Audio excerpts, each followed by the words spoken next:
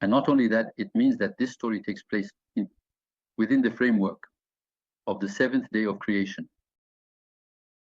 So if I ask myself from there, according to the Torah, on which day of creation am I today? The answer will be, I am on the seventh day. For how long? Oh, for thousands of years. I have been on the seventh day for thousands of years.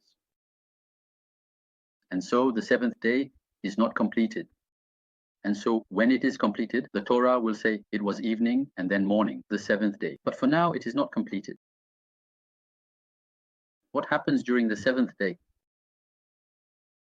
During the seventh day, I would almost say that nothing happens. In any case, from the Creator's point of view, if you look at the first 6 days, the Torah tells us that on the first day, God created this, on the second, something else, on the third, yet another thing, etc. The seventh day arrives, and God creates nothing. He is observing his Sabbath. But then, who is working during the seventh day? The answer is, it is humans who work in his place. The story of humanity is to accomplish the work of the seventh day, as a replacement, if you will, in collaboration with the Creator of the world. This explains a lot of things to us. Believers now say that there is a master of the world. Non-believers say, oh really?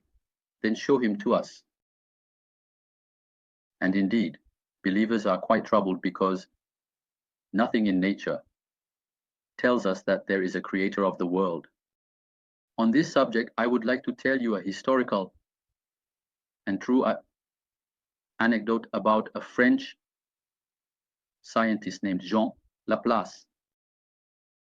Jean Laplace had invented what is called a cosmogony. A cosmogony is a theory that explains how the world, or at least solar system, was formed. To explain the formation of the solar system, he invented a theory, along with Kant, that the solar system originated from a nebula that condensed due to the force of gravity. As it condensed, it formed an extremely hot globe at the center, which became the sun, and that aggregations of matter formed planets, and that's how our Earth was formed. Jean Laplace presented this theory with a blackboard and chalk in front of Emperor Napoleon I and the court. Napoleon, who goes straight to the central issue, asks Jean Laplace, and God in all this, where is he? Laplace's response, sire, I have no need of that hypothesis. It caused quite a stir. It was said that Laplace was an atheist, and Laplace later responded in the press, writing that he was not at all an atheist, but that the scientific theory he provided for the functioning of nature does not require the intervention of God.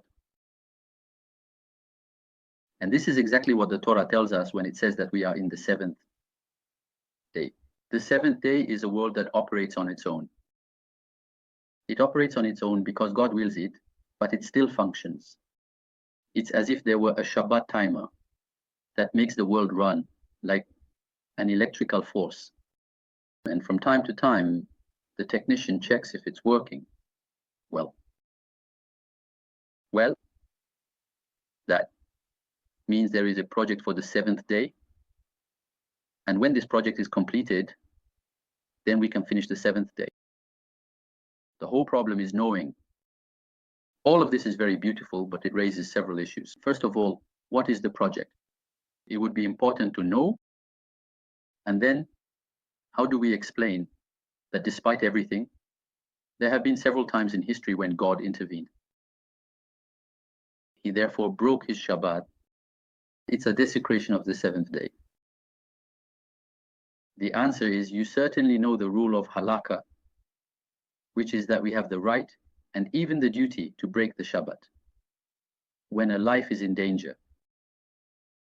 Now, if the project of history is in danger of total failure, then God has no choice. He intervenes anyway. That's why he intervened during the flood. He intervened during the revelation at Sinai, during the exodus from Egypt. And so many other times, God has manifested in history because he breaks his Shabbat. But the initial intention is to leave the world free in nature and thus fulfill his project. That, if you will, is the meaning of the seventh day. Now, what we need to understand is, what is the project in question? What is the project in question? So to understand it, we will need to take a tour through the first chapter. So I'm going back. I'm speaking here for those who have the book in front of them. I suggest that everyone participating in this course also use the book. It's very useful. So I will read in the first chapter at verse 24. Verse 24 occurs on the sixth day, not on the seventh. In verse 24, God says that the earth brings forth a living soul, animals, reptiles, and beasts. And so it was. So if I list it first, this kind of verse is a project verse. The project of the sixth day is that there should be a living soul, animals, reptiles, and beasts. So there is a list of 4 elements that must be produced by nature. That is to say, when the Torah says that the earth gives, the earth is nature. This is in verse 24, which is a project verse. Now, if I look for the realization, I find it in verse 25. In verse 25, the Torah says, and God made the beasts of the field, and the reptiles, and the animals. Only 3 things, whereas in the project there were 4. Vayar Elohim ki tov, and God saw that it was still good. That is to say, you have there a project, a defective realization, and a judgment. And what is it? It means that out of the 4 elements that nature was supposed to provide, there is one that nature failed to realize, which the Torah calls a living soul. Who is it about? To find out about the living soul, you need to make a little passage. Turn the pages to chapter 2, verse 7. And there it is said in chapter 2, verse 7, Vayitzer Hashem Elum et Adam, afar min Adama, the eternal God, formed man from the dust of the earth. Vayipaj biapa nishmat rayim, he breathed into his nostrils the breath of life. Vayihya, Adam lenefesh traya, and man became a living soul. So the living soul, what the Torah calls a living soul, is man. And so, in the project of nature, man should have been entirely formed by nature, and nature was not capable of doing so. So there was a failure. You might say, how is it possible that there is a failure in the work of God? That doesn't bother anyone. One could say that the failure is programmed in advance. That is to say, if, for example, I create a system in which I program that there is a failure, if there was a failure, it is a success. But if there was success, then it is a failure. In any case, that's how the Torah talks about it. That is to say, the Torah tells us that God wanted nature to bring forth man. Man was not capable of it. No, sorry, nature was not capable of it. And so that's the reason why we move to verse 26. And what does the Torah say in verse 26? Goyome Elohim, Naze Adam, and then Elohim said, we will make man. And this proves that the living soul was man. But why did the Torah use such an enigmatic expression? Why not say that the earth brings forth man? Because what the earth cannot create in man is not the whole man. It's a part of man, his soul. But the biological part of man can very well come from nature. For example, evolutionary theories tell us about the emergence of man as an evolved animal, a kind of ape that became very sophisticated and very intelligent.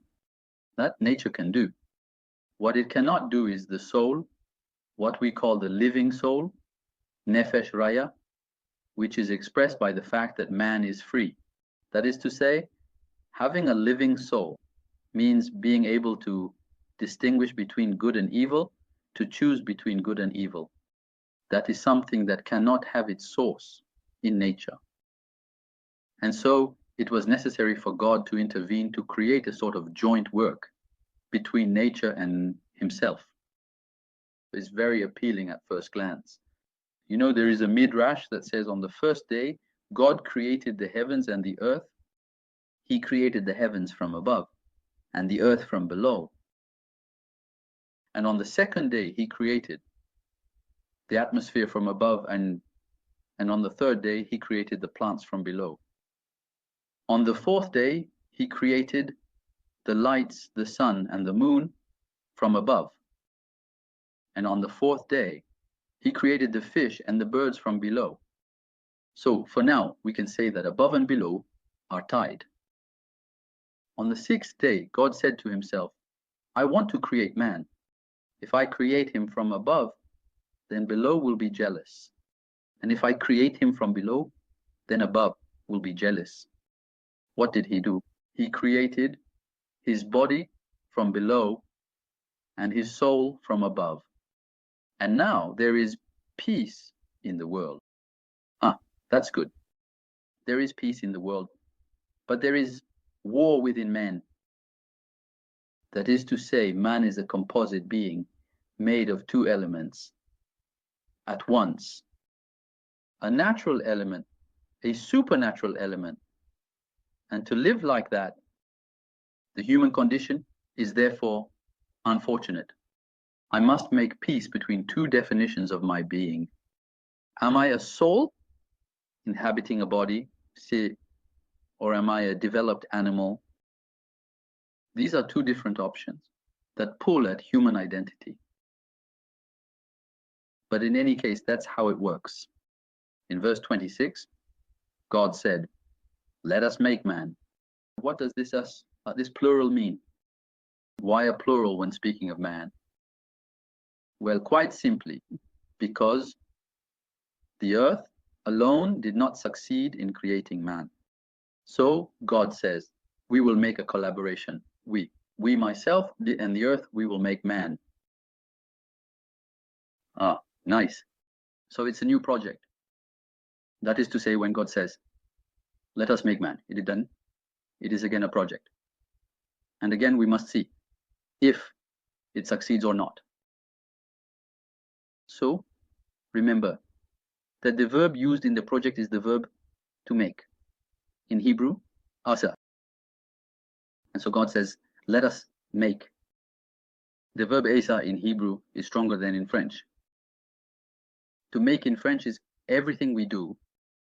In Hebrew, lahazo means to perfect. That is to say, to do something thoroughly, entirely, completely. That's lahazo. And so it seems that God is saying, we will make together a perfectly completed man. And if we look at verse 27, where the realization of man is supposed to happen, that's where we realize it doesn't work. That's where it is said, we are going to wait a second, excuse me.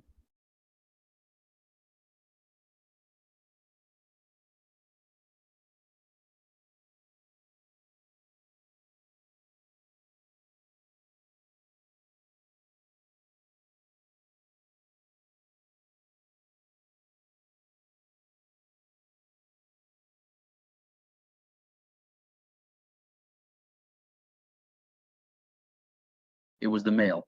So I was at the realization in verse 27. And God said,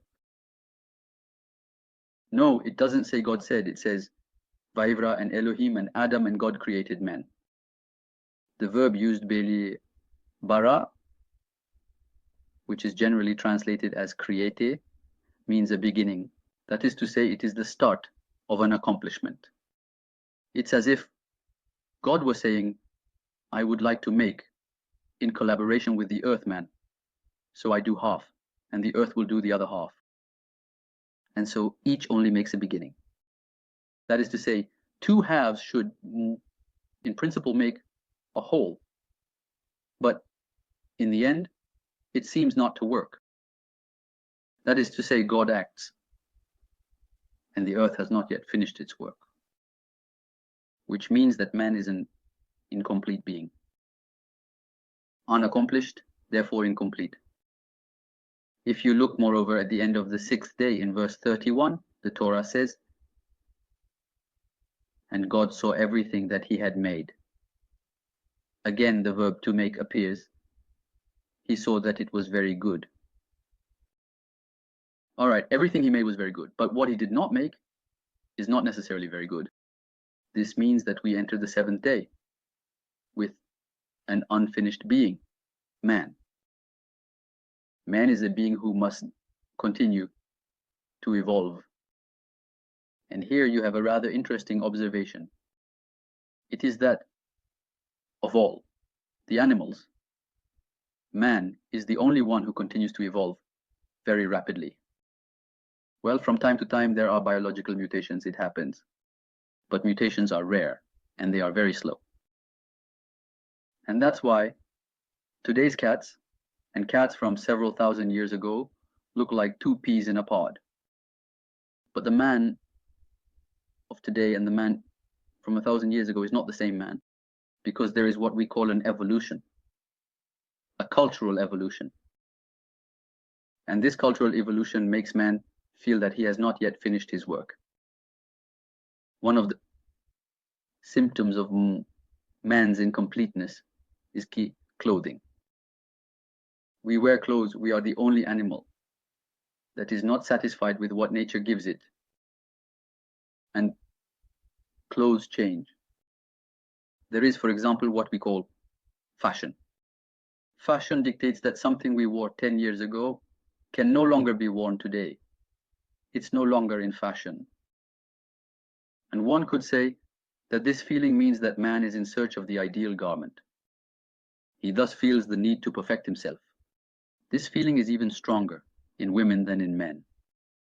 The proof is that if a woman opens her closet full of clothes, she will say, I have nothing to wear. And that is not at all a coincidence. This means that the feeling of needing to achieve something that is not yet accessible is very strong in the female being, even more so than in the male being. And so the seventh day arrives and man is not yet complete.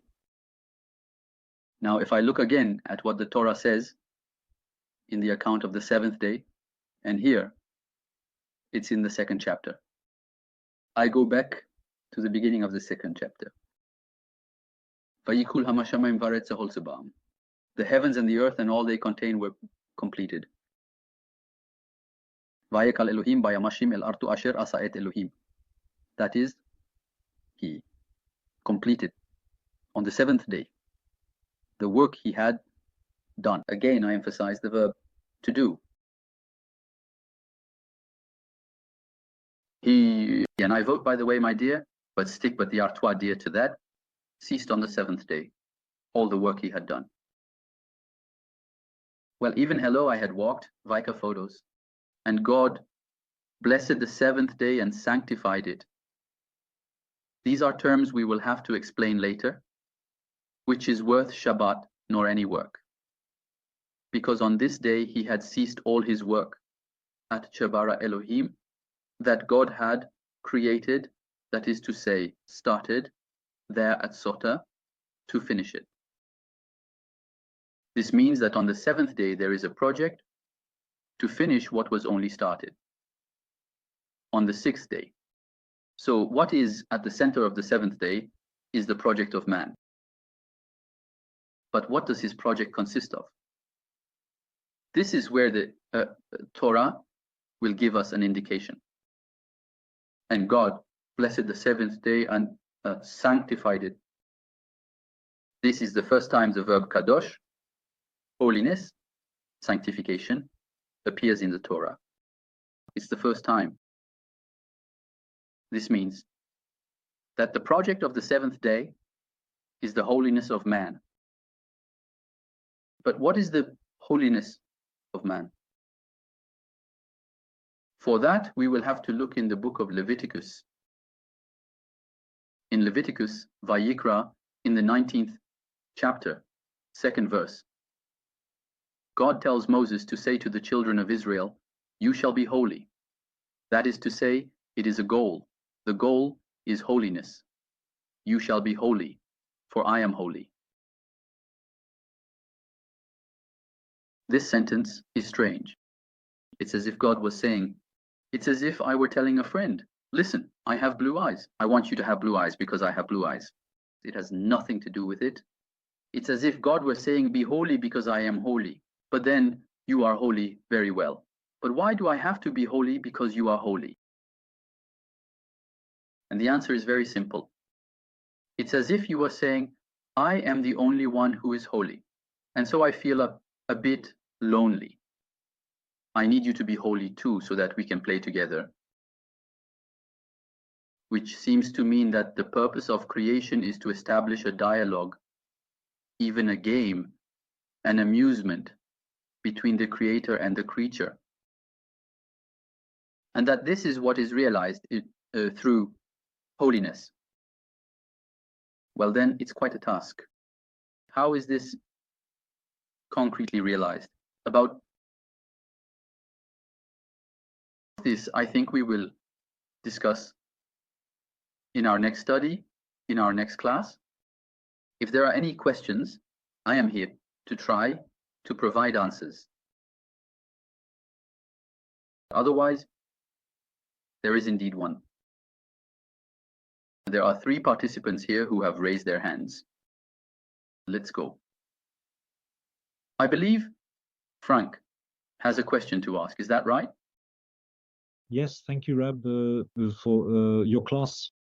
I actually wanted to know if you could enlighten us, and if it fits within the scope of the class, about Rashi's very first commentary, which explains that the Torah should have started with this month. Yes, and for you, the beginning, and there you go. He's going to develop something that apparently seems unrelated in quotes to the text. What is the reason for this commentary? Your question is absolutely brilliant.